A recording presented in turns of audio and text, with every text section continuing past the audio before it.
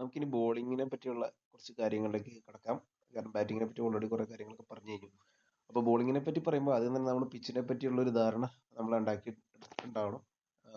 Okay, അപ്പോൾ പിച്ചിൻ്റെ അകത്ത് ശരിക്കും പറഞ്ഞാൽ നമുക്ക് അതിൻ്റെ ഡൈമെൻഷൻസും കാര്യങ്ങളൊക്കെ ഓൾറെഡി അത് ലോ പ്രകാരമുള്ള ഇതെല്ലാം ലോ നമ്പർ 10-ൽ MCC ലോ നമ്പർ 10-ലാണ് അതിനെപ്പറ്റിയുള്ള പരാമർശമുള്ളത്.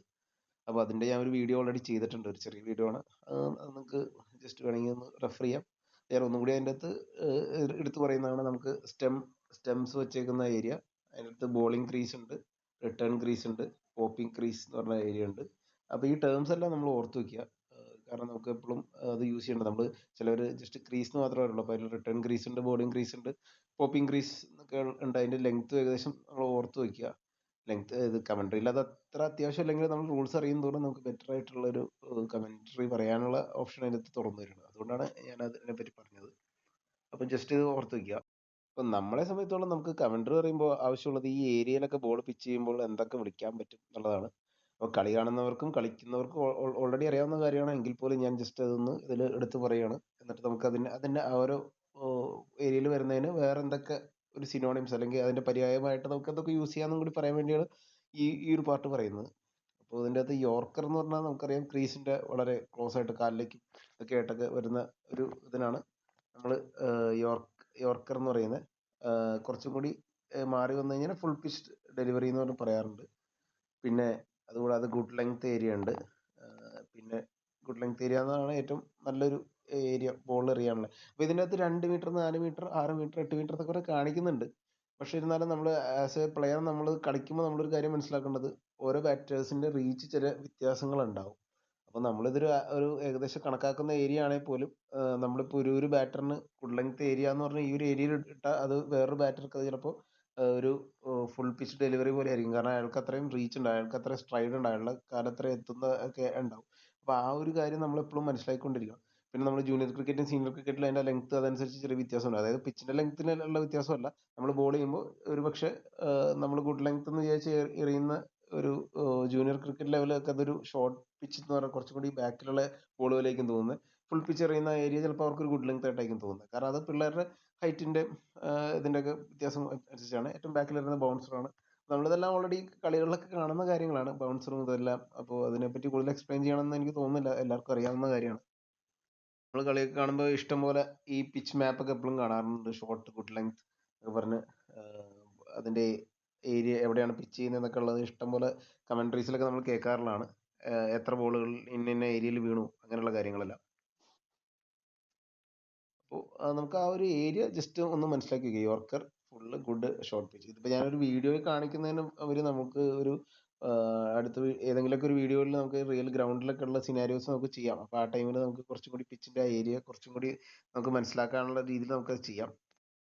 അപ്പോൾ ആസ് എ കമൻറ്റേറ്റർ നമ്മൾ അറിയേണ്ട കാര്യങ്ങളാണ് ഞാൻ പറയുന്നത്. ഇപ്പോൾ യോർക്കർ ലെങ്ത്തിൽ വീണ ഒരു ബോളിനെ നമ്മൾ പല രീതിയിൽ നമ്മൾ ഡിഫൈൻ ചെയ്യാറുണ്ട്. അപ്പോൾ യോർക്കർ ലെങ്ത് ഇതിനെ ബ്ലോക്ക് ഹോൾ എന്നുള്ള രീതിയിൽ ഡിഫൈൻ ചെയ്യാറുണ്ട്. Right in the block hole ഉള്ള രീതിയിൽ നമ്മൾ ഡിഫൈൻ ചെയ്യാറുണ്ട്.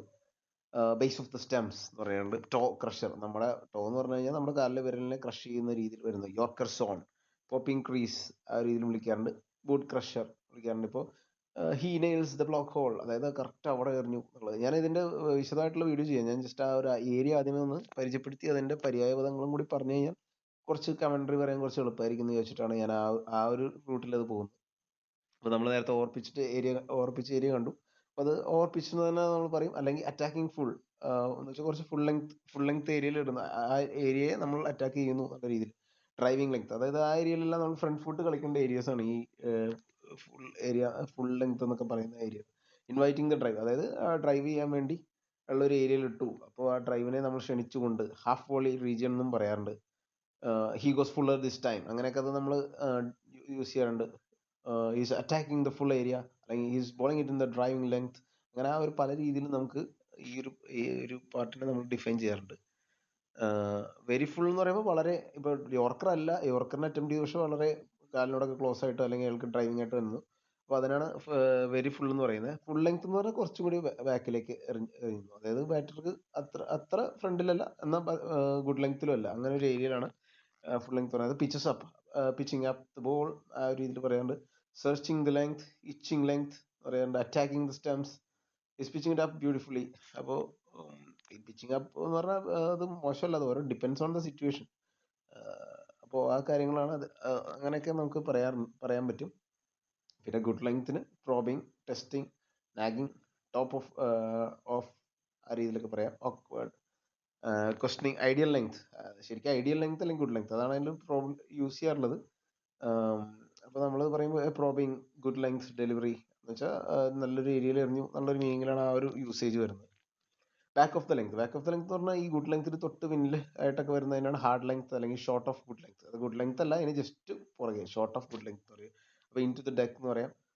ഓക്വേർഡ് ലെങ്ത് എന്ന് അതിനെ വിളിക്കാം. He hits hard length back of the length. അതായത് ആസ് എ ഒരു കളിക്കാരൻ എന്നുള്ള രീതിയിൽ ബാറ്റർക്ക് സാധാരണ ഗുഡ് ലെങ്ത്തിലും അല്ലെങ്കിൽ ഫ്രണ്ടിൽ ഫുൾ ലെങ്ത്തിലൊക്കെ ഒരു ഫ്രണ്ട് ഫുൾ ഷോട്ടുകളായിരിക്കും കളിക്കാൻ ഉദ്ദേശിക്കുക.